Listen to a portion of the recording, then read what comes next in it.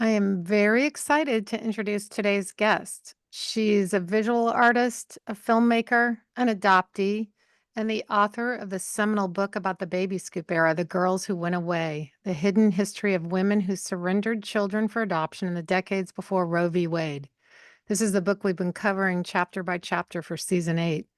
It's a heartbreaking look at the separation of mothers and their babies, and as hard as it was for us to read these stories, I'm sure that pales in comparison to how it must have been for our guest to chronicle. Please welcome Ann Fessler coming to us from Rhode Island today. Hi, Ann. Yay. Hi, Hi, nice Anne. to see you both. Nice to see you. As we were talking before you got on here, we just were Yeah. like, you're a hero to many people. And So, and I know that sounds silly, but when we make our posts, our social mhm, media posts and everything, we get a lot of commentary of uh-huh. an internal feedback of that book did that for me. That book, Mm-hmm. Oh, that's the book, you know? well, that's great to hear. No, it's true. It's true. And it, Well, and it, yeah. it must have been painful. I mean, did you go through Oh, any kind of, because it's so heavy Ah, for us that some mhm, and we'll do the book and then we'll bring on an adoptee who tells their yeah, story, and that sometimes it's a lot to process. it yes. is.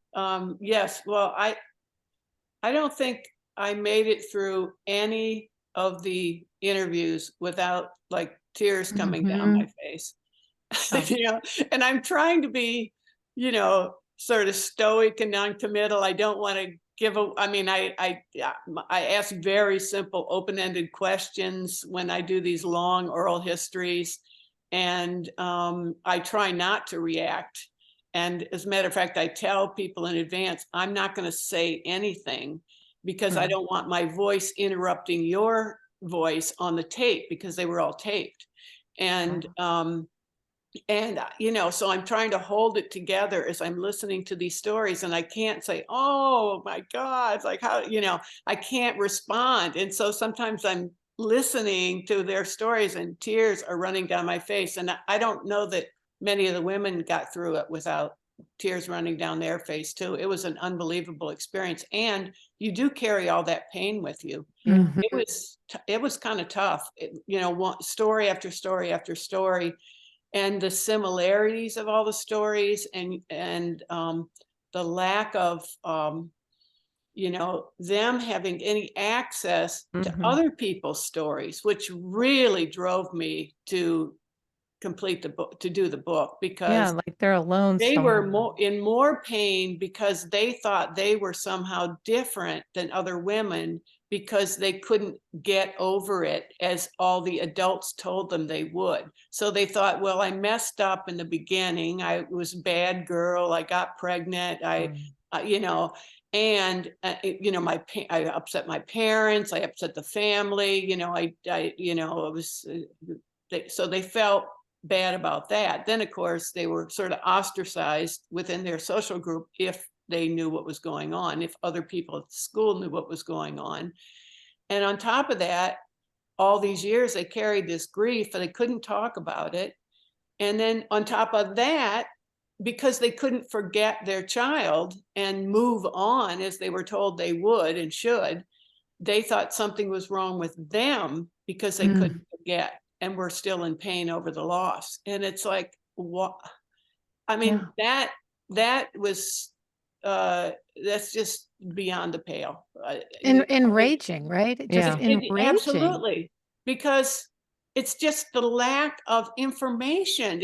Nobody wanted to talk about it. Everybody wanted to cover it up. Families wanted to cover it up. Communities wanted to cover it up, and doing that made it that much worse for the women. I mean, you're supposed to talk about things. If you Yeah. want to get over something, if you want to, work out your grief, you're supposed to be talking, not holding it inside. So the combination of keeping that secret and having this horrible pain and loss over, did I do the right thing? Did they end up in a good family? Did I really have a choice? Could I have fought harder? What's Hmm. happened to them? All those kinds of things are just in their mind all the time. One of the women said very clearly, every single night when she went to bed, she, had a kind of special moment where she wondered about her child and thought about her child and prayed that she was in a good home. You know, it was an everyday thing for a lot of these women, and it affected all the yeah, decisions they made in the rest of their life. And a lot of them surrendered when they were somewhere between 17 and about 25. Yeah. That was the common age, end of high school or college age. And so, you know, it shapes your identity at that time in your life, you know. And It you know, affected. I Oh, go talk, ahead. oh, sorry, but sometimes, you know, we are creating an oral history of adoptee stories, as yeah, you know, and sometimes, you know, throughout the years when I've met other adoptees, some of them will often say, you know, I was better off Yeah. because yeah, my birth mother was this, this, this, this, yeah, this. And I really think, and we've talked about this a lot, that We've had it on the that podcast. Yeah. moment shapes, you know, and damages. yes, It's damages and just so yes, I can imagine if I lost my child, I would go off the deep end. I'm I sure of would it. yeah, too. yeah, And then give someone reason to say, well, I would have been better off elsewhere. And it's just not yeah. that simple, you It know. isn't that simple because their mother may not be the same person. No. Exactly. If she had been able to raise her child, she would I mean, that would be that's like a big crossroads in her life, and she may not Mhm. be in the same situation, in the same mindset, in the same conditions. All of that would have been different had she kept her child, had Thank she you for been able saying to. that because that's I do think it gives adoptees a huge, soft spot to Mhm. understand what the mothers went through because we are told sort of they couldn't keep you, they loved you so much. Yeah, But what does that even mean? And then yeah, some people just thought, well, they don't want me at all. And right. so when you learn about this, I mean, my mother didn't go to a maternity home, didn't have this, but she was pretty much forced to give me away. And Mhm. I have letters from her and things where she was very angry and hurt and she was Yeah, alone. She didn't share with people. She became more reckless. yeah, Would she have been that person? I don't think so. I know her family. yeah, So yeah. it's very, I think it's good for birth mothers too to have this community. When we talk to each other, we heal, right? Mhm. Did you find when you're interviewing them that they shared that in their lighter? Like, did they say to you, this was huge for me to share? Yes, they did.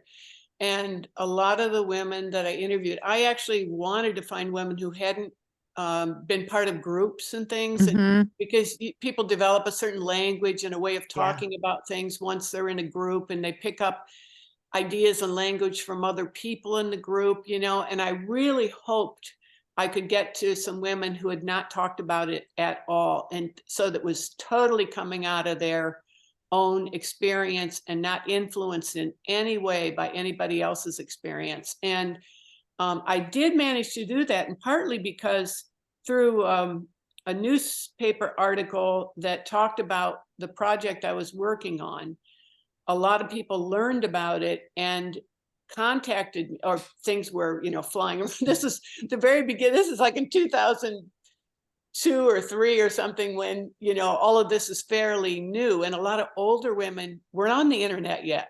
They, you know, so I mean, only about 55% of people were online at the time when I started this, right? And so I would get contacted, the people would read the article and they would say, that happened to my sister, that happened to my mother, that Um, happened to my aunt, that happened to my grandmother. And they'd write me and say, I'm so glad somebody's doing something about this or collecting these stories, because they had some personal insight, but they knew that the community at large had no idea what these women had gone through.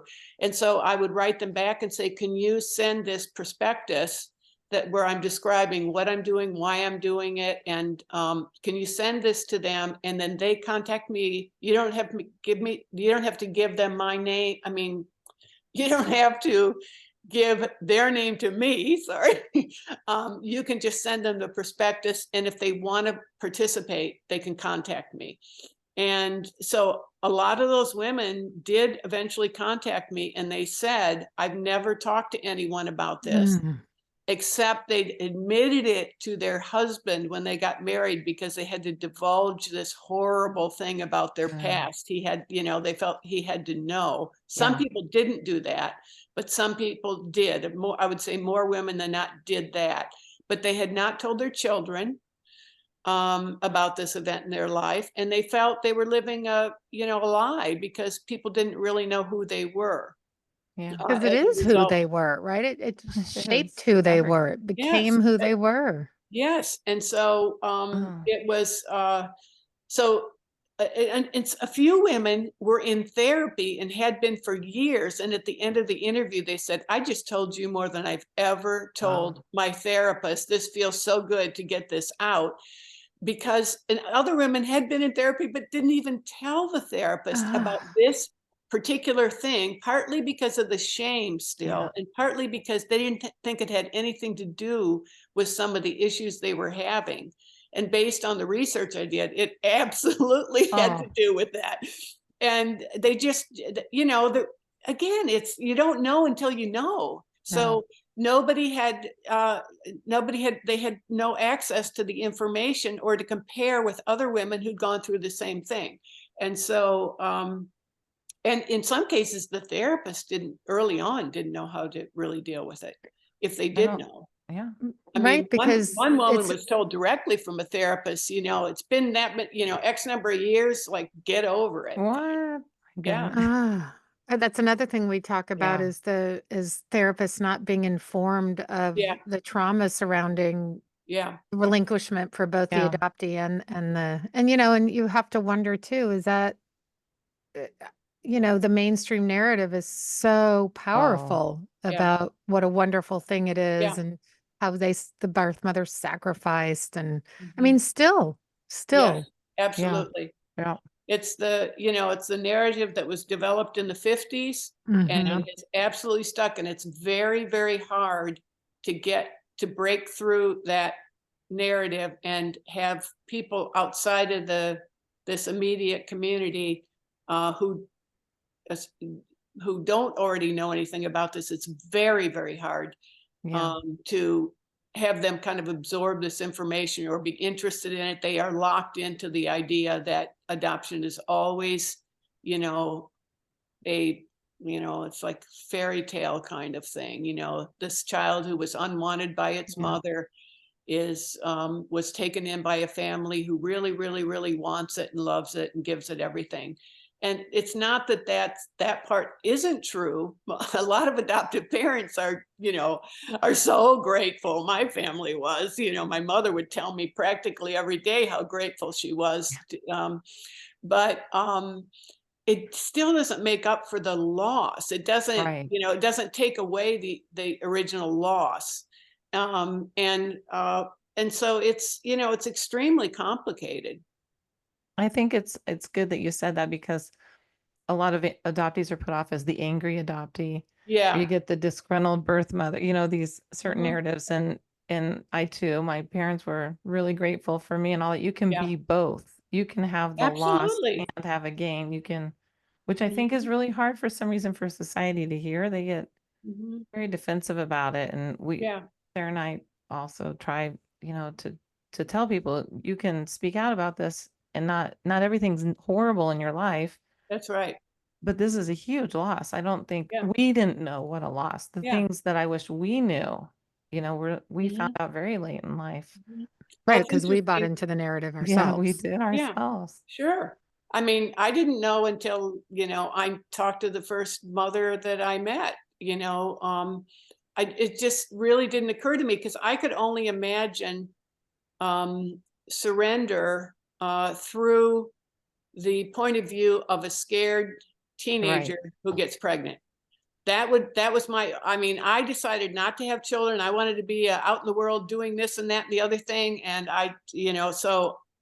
what did I know about having children? Hmm. Right. And so the idea that um, I mean, when I met this woman, the first, surrendering mom that I ever met, and she started describing to me the incredible loss that she had felt her whole life.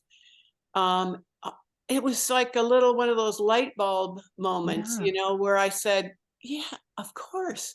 Why would it be any different? You go all the way through pregnancy, your child is gone. I mean, in this culture, if somebody has a miscarriage, the entire, family comes around them and is, Right. mourning with them and feels so bad for them and tries to help them grieve. But if a mother who is unmarried has a baby and there's tons of pressure to surrender that baby, and she's not even making the decision in most cases, depending on her age, her parents take over and say, "You're getting out of town. I don't want anybody to know about this," in the era that I'm talking about. Right. Mhm. That's And then our she's not era. allowed to talk about it. She's not supposed to tell people in the future. She's supposed to keep it, under her hat.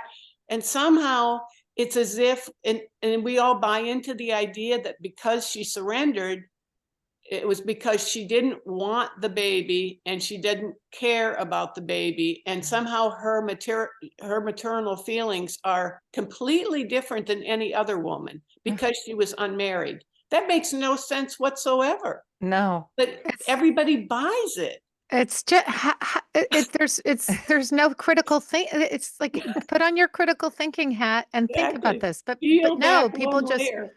Yeah. go along, Yes. it's just Yes. And it is possible to have two mothers, right? There are Yes. different kinds of mothers. They have different roles in your life, but you can have two grandmothers, you can have two grandfathers, and many people have multiple mothers and fathers through divorce, but Yeah. somehow this mother has to be, pushed aside and, I thought about that. Divorce, we say, come on in and be this yeah. step parent or this parent. And we don't do that with this. It's No, very I mean, I protective think and just, there's a yeah. little bit more of that now, maybe with Mhm. with successful open adoption. Right. But Right. in the era that I'm talking about, definitely that was not done. I Well, mean, you, speaking well, of and this Gretchen, era, yeah, Gretchen go ahead. Sisson used your book, as you know, to lay out her book by having the narrative of the Relinquish women. the Mhm. politics, yeah, yeah, of and she, adoption, the privilege of American motherhood. That was right, her book. right. And she put the chapters the same way, so that there'd be two women talking and Uh-huh. then go back into the research. I'm assuming you read that book. I did, and Yeah. she also contacted me Yeah. ahead and said that and complimented the book and said it was a big influence on her and her decision of the way to put together her book. And I Yeah. actually, the ideas that in terms of how I structured my book really came from working in film. I have to say. So, it was a little bit different approach in the sense of the actual structure and way. I knew I wanted to bookend it with um, making clear that I was an adoptee. So in a way, I'm kind of on my own search for information. I don't know if I'm going to eventually meet my birth mother at the end or not when I started this, because I knew where she was and I'd written her a letter, but she hadn't responded. And I start working on the book, and I figured wherever I was at the end, 3 years later, Oh, I that's would interesting. write about that.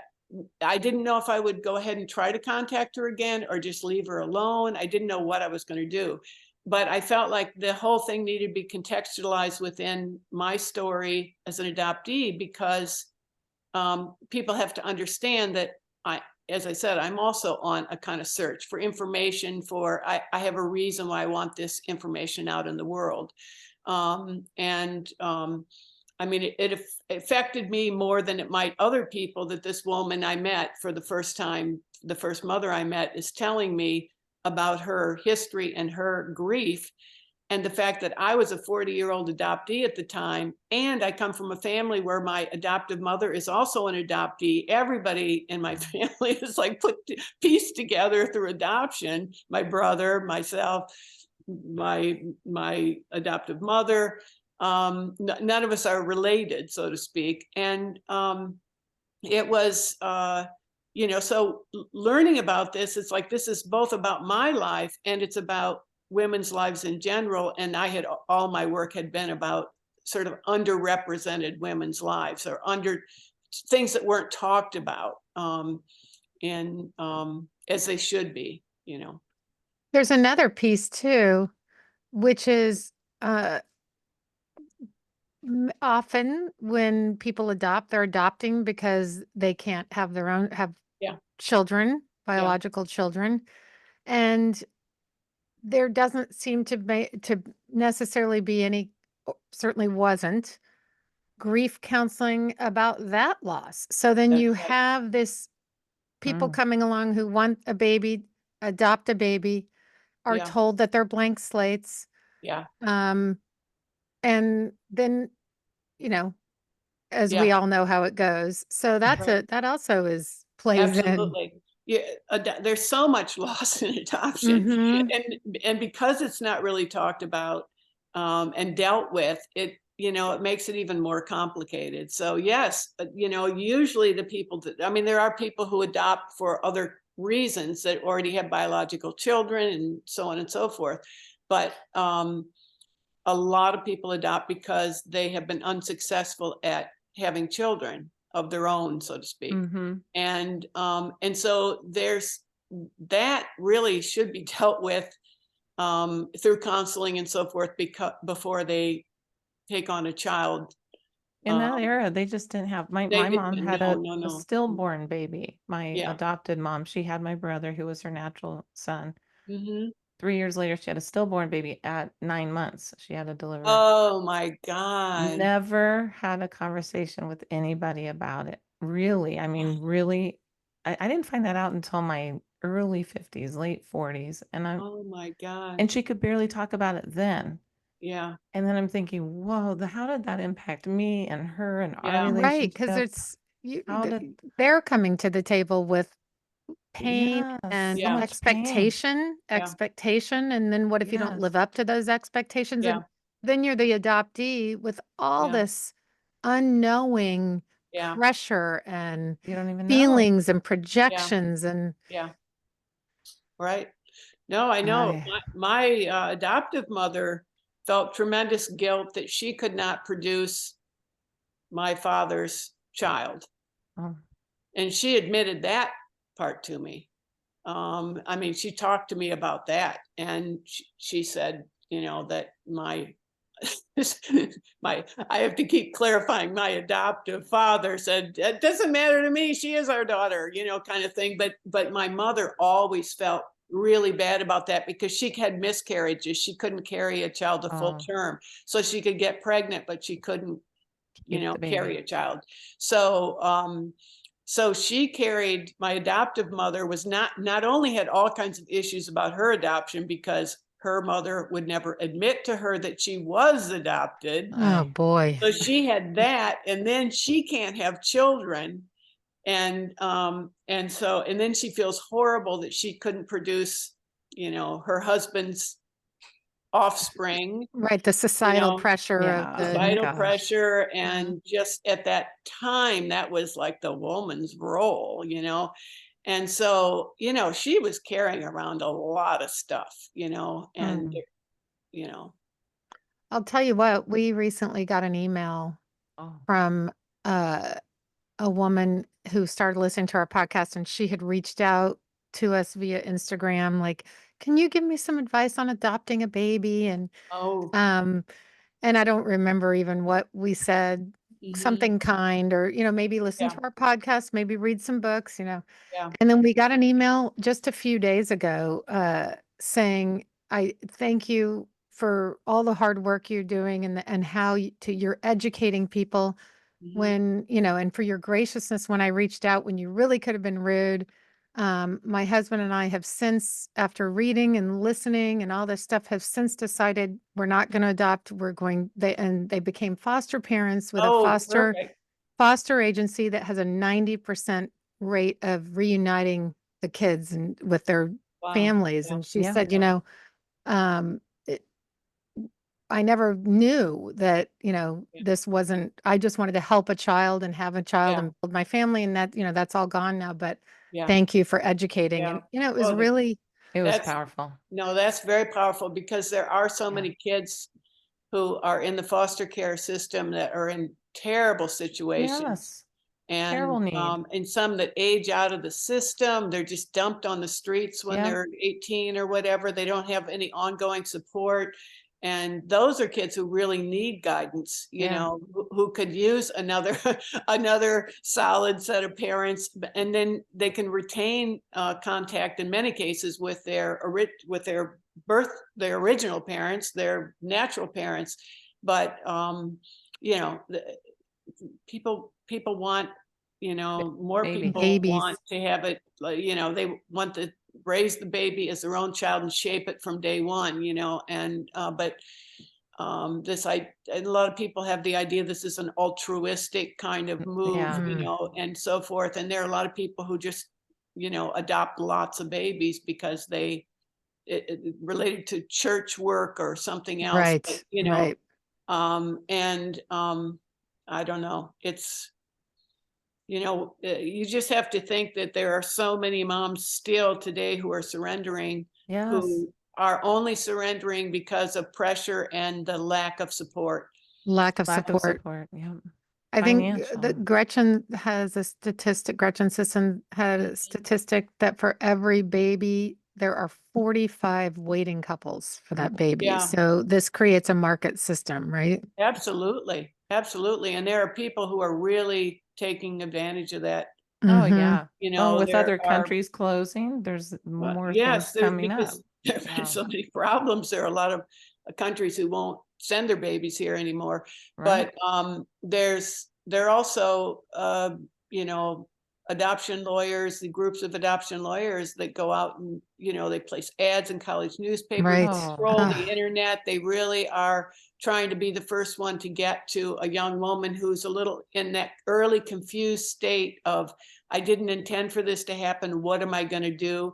Yeah. Boy, you know, if she even approaches any kind of organization just to get some questions answered, she is going to be funneled into some heavy duty pressure Mm, because there Predatory. aren't enough babies for the demand that's out there. right.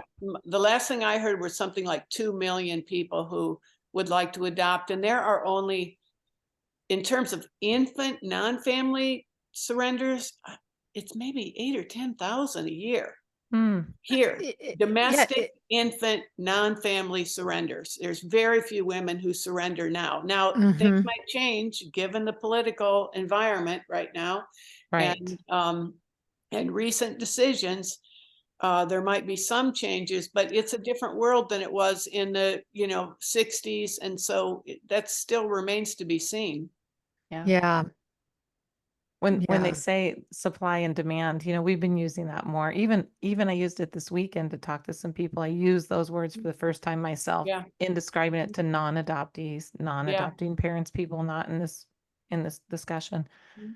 And their faces are a little bit like, oh, like kind of, but I'm like, Yeah, that's what it is. I mean, yeah, if we don't name it, we won't fix it. that's right. And I think that's what's painful for people because they think, wait a second, we don't do that here. You know what I Mhm. mean? We're not those people, but we are those people. It's a money-making business. Absolutely. If I mean, someone can make money, they will make money. So this is not, absolutely. yeah. And it's not regulated enough, and there's way No. too It's much not. money in adoption. I mean, when people are paying $40,000 to $60,000 for an infant, there's always somebody who's going to be out there trolling around looking for somebody that they can, convince and guilt into this idea that somebody else can give their child more than they Mhm. can. Those lines are still being used today as Mm. they were. Exactly the same lines were used with the women that I interviewed. How could you deny your child this wonderful opportunity to have two Mm. parents who will send them to college? They'll give them all kinds of things. It's always about money, right? That Mhm. so they will provide a lot more than you can for them. Well, those people should see your podcast. They should see how a lot of adoptees feel, Yeah. 10 years, And 20 years, 30 years later, Yeah. about being, transferred to another family that's not their own, that they may or may not connect with. Mhm. it's a total gamble, a toss It up. Will is. it, and everything's so random. Like, as I've said a million times here, my birth mother's water broke on a flight from JFK, 10, 15 minutes into the ascent. So therefore I was born in the Midwest, and It's all It's random. crazy. Had it been 15 minutes earlier, maybe she would have been able to keep me. Maybe I would have been in a family in Mhm. need. Who knows? It's just, Oh my God. It's funny because your book made me open my eyes in a little bit different way. My mother relinquished me herself, right? But this Yeah. was after Mhm. 6 days of trying to keep me and figuring it out. And then I really read into things and have talked to my aunt, and just everything was about this nice doctor and this wonderful social worker. Yes. And all her letters home to her mother were, well, she needs a father and a mother. I can't provide that. So it's just like this brainwashing. Was. Then they drugged her up and sent her on her way. And then 2 years later, she was furious. And what have I done? And is she Yeah. really with a nice family? And it's, even though she chose, did she really choose? Right. And so Yeah. that's what these women, that's how I think about the relinquishing women that Gretchen interviewed, and just Mhm. women out there now. Maybe it is a choice, but is it a choice? Because Yeah. you're not having financial support or Well, anybody to give you the alternative. it's not a choice if it's not an informed choice. Right. right. People need to Good. I be like that. making informed choices. And the only people they are hearing from are the people who are in the business of getting that child away from that mother and into somebody else's hands. Right. It's the Right. predatory And business. so, who is sitting down with them and saying, here's some resources, who in your family might be able to help, like sitting down and making a master plan and saying, you could do this, you could do that. And maybe in the end, she would decide she can't do it, Right. but and that's her decision. I mean, I'm not anti-adoption, but I am absolutely pro. Everything needs to be laid out. These women need some sort of a representative to Mm. present the other side in the face of all the pressure they get from the adoption side. Mhm. They need full information. They need to understand that this could be painful for the rest of their life. They need to understand what, like I said, what resources are available. Um, but that's not what they get. There are, And I how mean, it I shouldn't affects the say not. child. There are a few places that do that, but by comparison of the number of places and the kinds of pressure that's put on that is put on women, it's Saving Our Sisters is a great organization. I don't know if you know about them, No.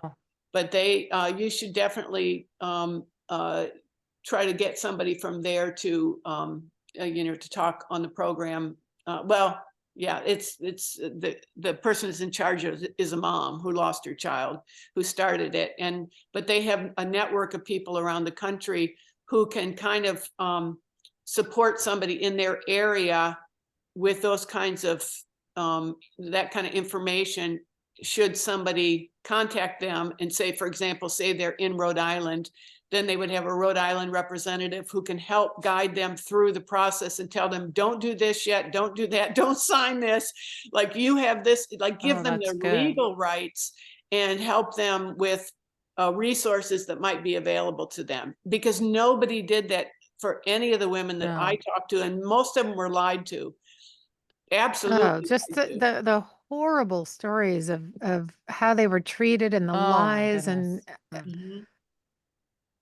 Mhm. And in uh, those days, I was oh, gonna go say ahead. the one that sticks out in my mind Yeah. of was it a nurse or a social Oh, worker that's the one I saying, was I bet thinking. she wants to see her baby. Oh, look at your baby. Mean. They were Just Yeah. nurses. taunting Yeah. and Yeah. treated so horribly. And Mhm. Yeah, and even in Gretchen's research, what you're saying, Mhm. it wasn't, it was, well, there's a couple women that she interviewed in her stories with their antidotes that were just, I just didn't have enough money for a car seat or something. I Yeah. mean, it's like, Yeah. from here to there isn't the biggest. Mhm. They want to keep their baby, but I can't do this. Well, they just need a decent job and support. I mean, Yeah. it's, Well, it's and you think, I mean, it is extremely tough if you don't have some kind of family support, like an aunt yes. or a mother or Mhm. somebody to help you, because how are you going to go work when you have a baby Right. to take care of? Mm-hmm. How are, you need the car seat, you need transportation, you need all those things. But again, it's important that somebody help that person lay out the options before they make the final decision. And it Yeah. shouldn't be the people who are wanting to adopt.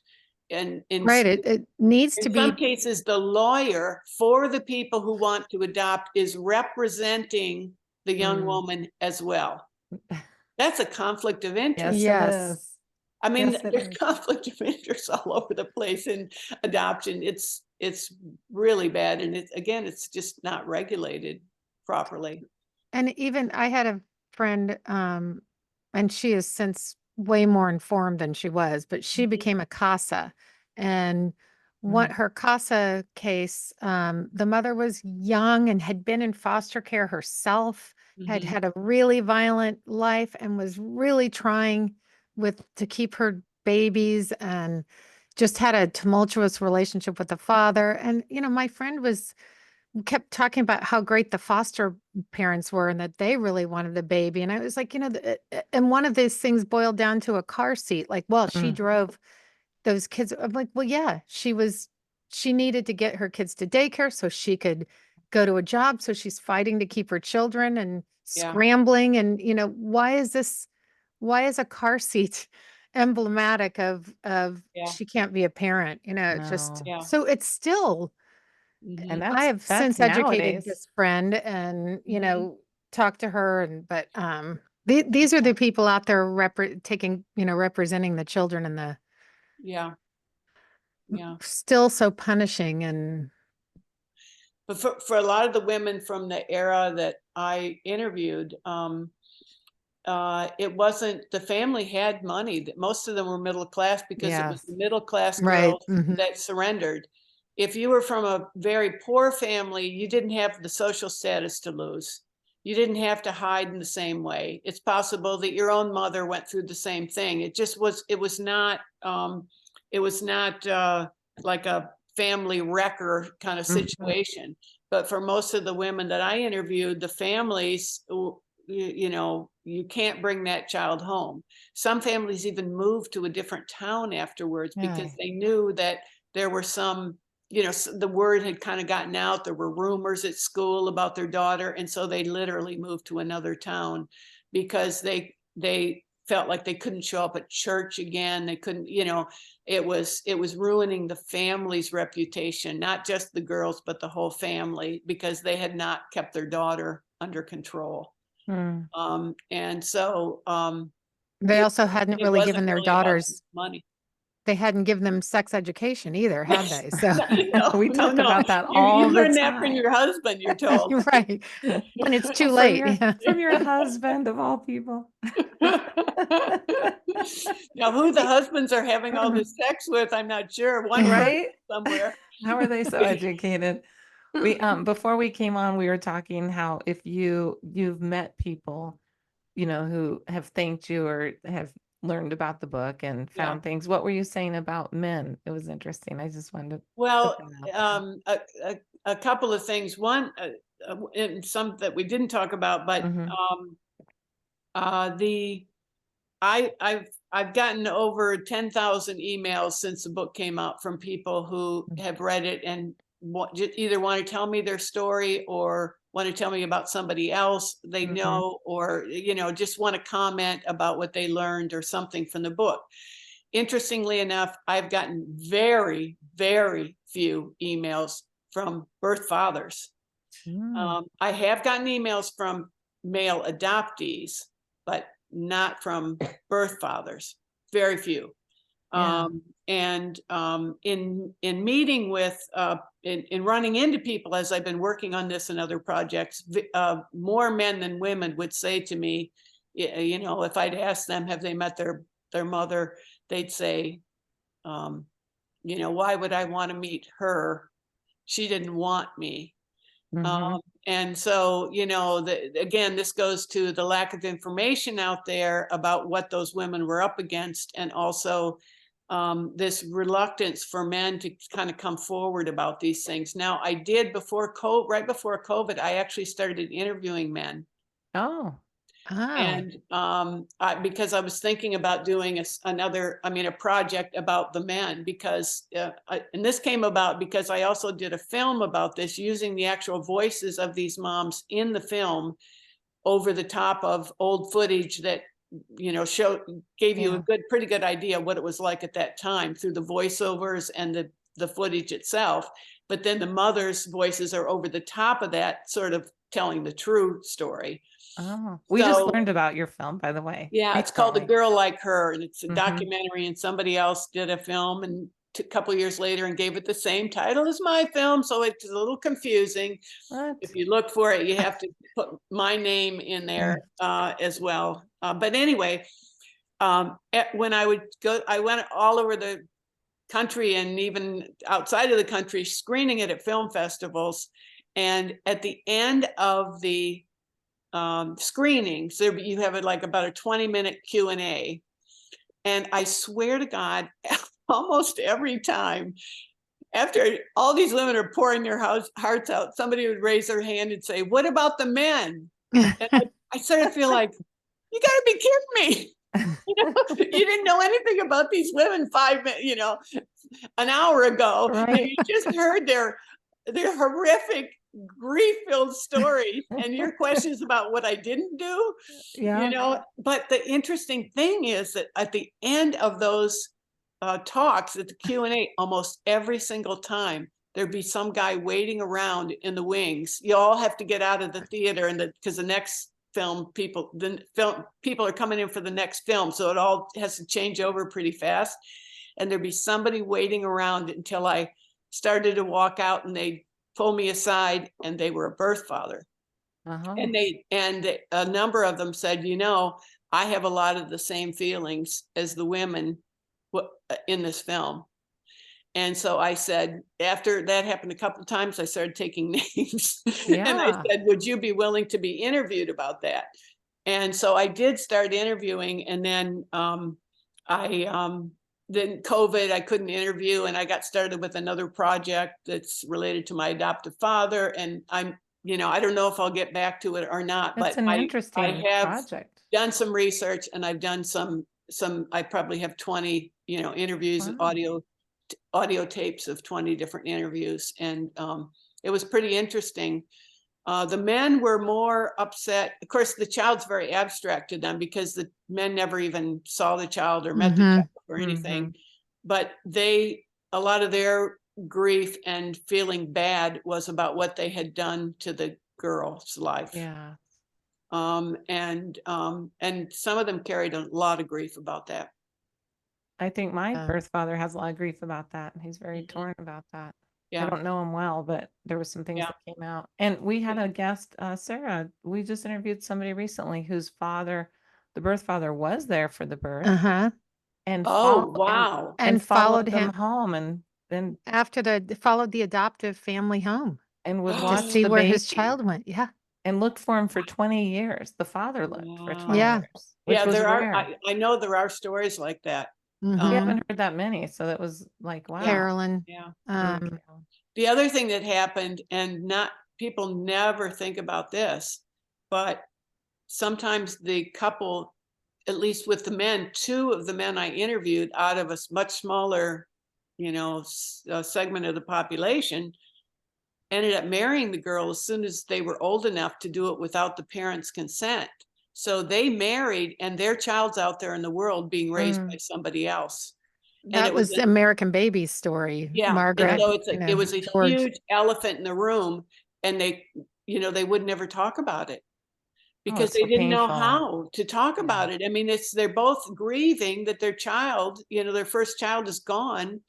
And, they just felt like, well, what are you going to do? Why even talk about it? It's like, I don't even want to bring it up. It's too painful. And so there was this huge elephant in the room all the way through the marriage until, in one case, they had a fabulous reunion with their daughter. And that's a really beautiful story in that Oh, case. you must do this. Do something like this. Yes. Well, we need to keep telling these stories because it's astounding how the research was there, the science is there, like Yes. Yeah. going back to knowing how bad it is to separate a child Yeah. from its mother. That research was there 75 years ago. Yeah. And yet still, and then, Yeah. 60 Minutes recently aired a story about Italian I saw it. I adoptees. watched it. Yeah. Yeah, because I Yeah. saw it was coming and I didn't want to miss it. Yeah. So these stories are coming out, and Yeah. I like that how they ended with the one adoptee saying, it has nothing to do. Yes, I had a decent family, Yeah. but who knows what that might have been like to Yeah. be raised. It would have been hard, but I would have been with my mother, and Yeah.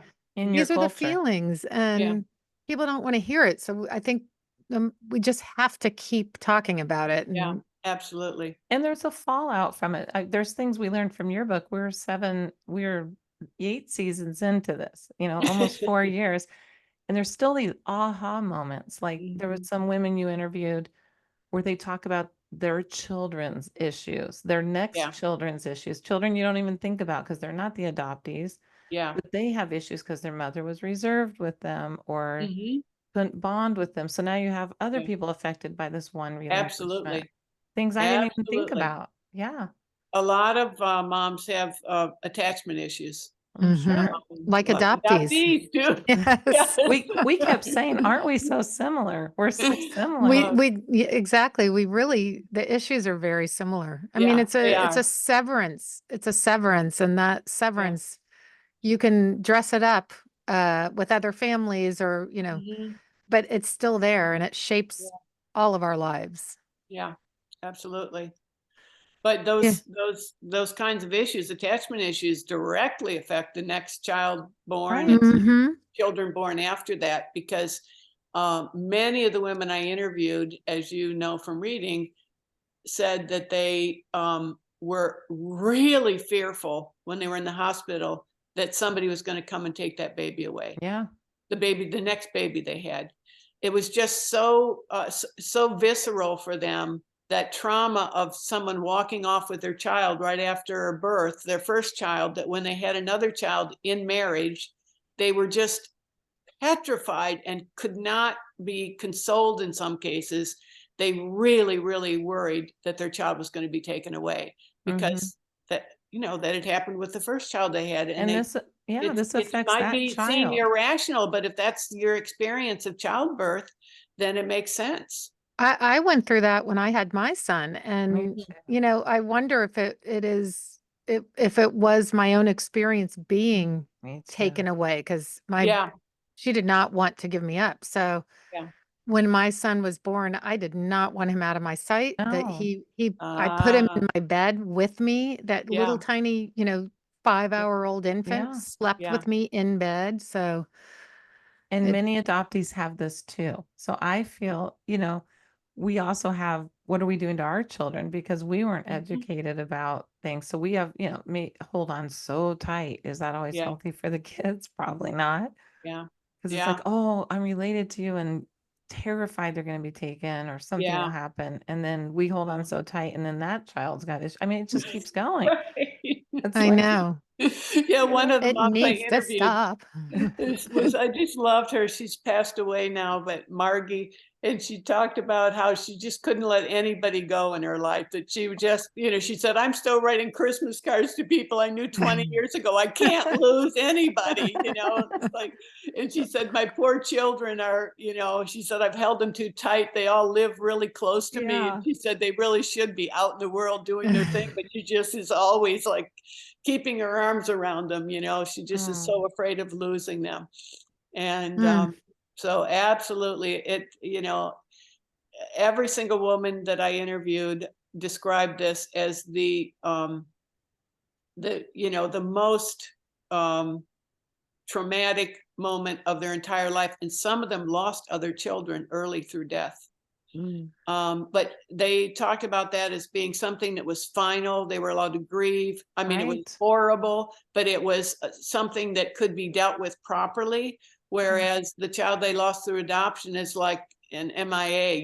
It's like they don't know where the child is. They're No, worried all the time about it, and I can't even it's imagine. unresolved. Everything is just unresolved, just hanging, out there without knowing whatever happened, to Mm, their firstborn child, and it's horrible.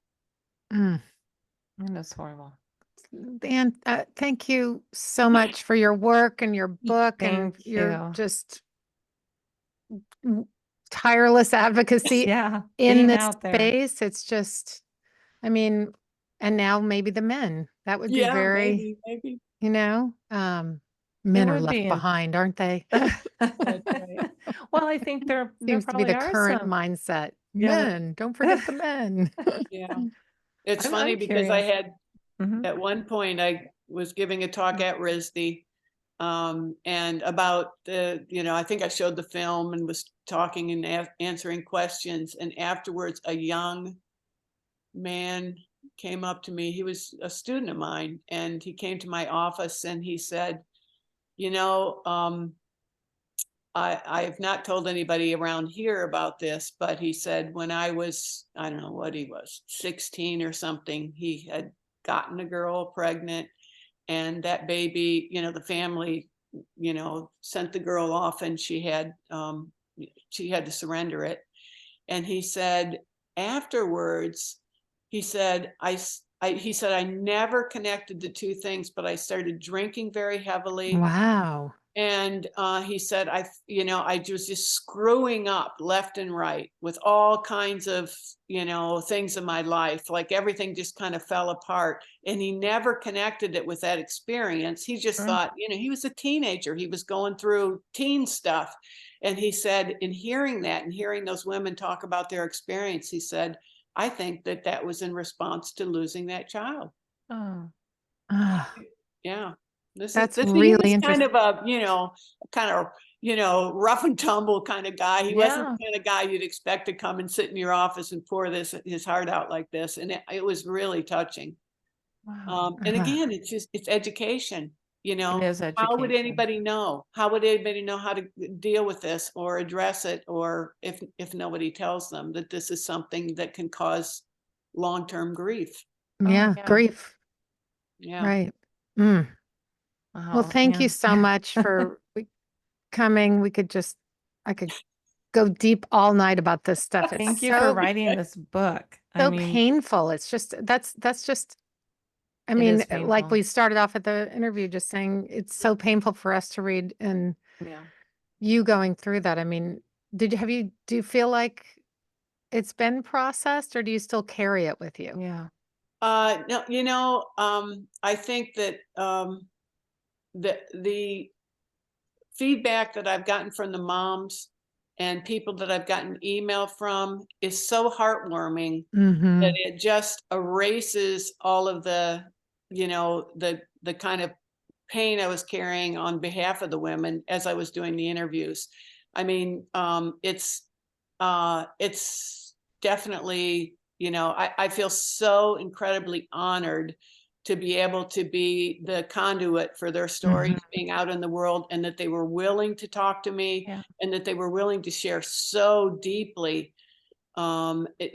things that they'd never told anyone else, and trust me with that. I mean, there were Yeah. things I definitely did not put on those pages that they Oh, told me because it could have caused a divorce or some other kinds of problems, but I mean, they told me things that they had never told husbands, children, anybody else in their family. But it was like all of a sudden somebody's there and is non-judgmental and says, I want to know what it felt like for you.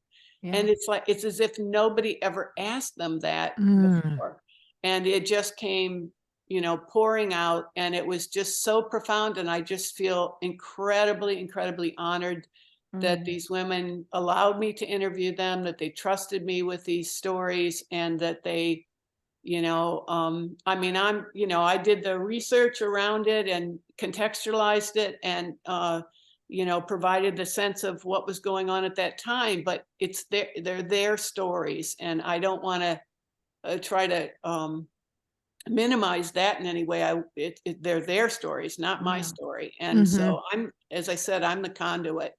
That's really what I am, the contextualizer and But you conduit did of it. their You did a stories. beautiful And job of it.